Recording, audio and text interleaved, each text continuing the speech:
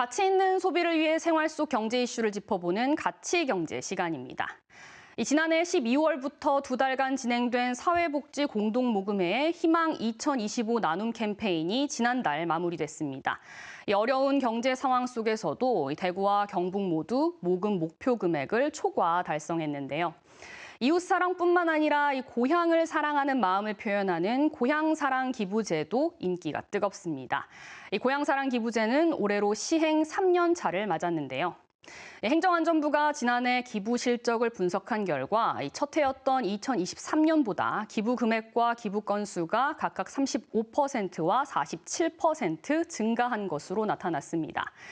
특히 경상북도는 104억 원이 모여 전남에 이어 전국에서 두 번째로 많았고 상위 10개 지자체 중 대구 경북에서는 영덕과 예천군이 포함됐습니다.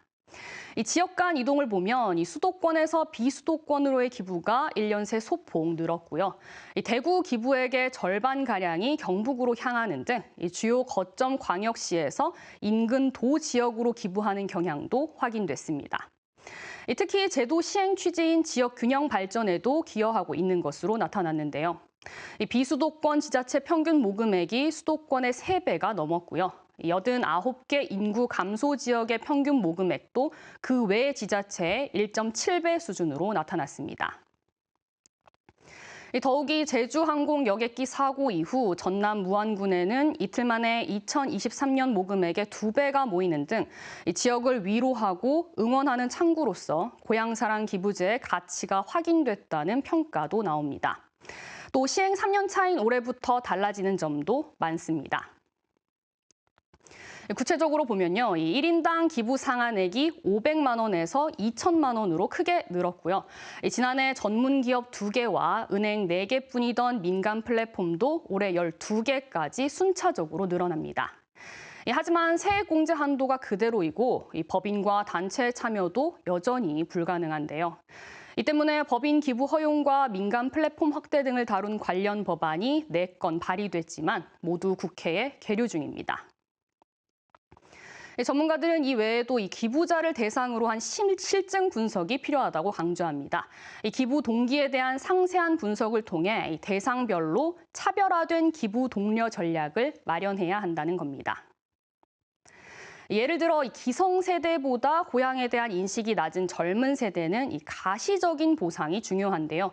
현재 농축수산물에 집중된 답례품 대신 경험, 놀이, 참여를 중시하는 특성을 고려한 답례품 개발이 필요하고요.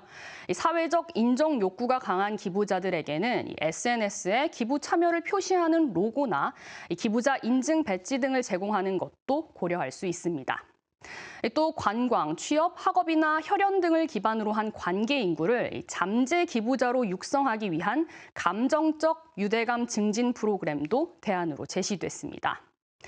전문가들은 또 이 기부 기관에 대한 신뢰는 기부자의 기부 결정에 중요한 역할을 한다며 기부자 참여형 사업을 발굴해 신뢰를 구축하고 기부 현황과 기금 사업에 대한 투명한 공개가 필요하다고 강조합니다. 시행 3년 차를 맞은 고향사랑 기부제, 해를 거듭할수록 나아지고는 있지만 아직 개선해야 할 부분들이 많습니다. 제도의 성공적인 안착과 지속성을 위해서는 정부의 꾸준한 제도 보완뿐만 아니라 기부 활성화를 위한 자치단체의 치열한 고민이 필요해 보입니다. 지금까지 가치경제 오하영입니다.